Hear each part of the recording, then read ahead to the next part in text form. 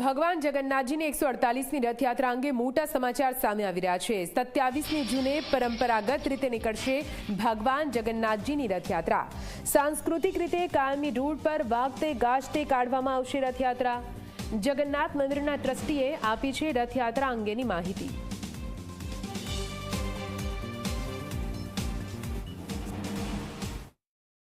ભગવાન જગન્નાથજીની રથયાત્રા એ કોઈ મનોરંજનનું સાધન નથી।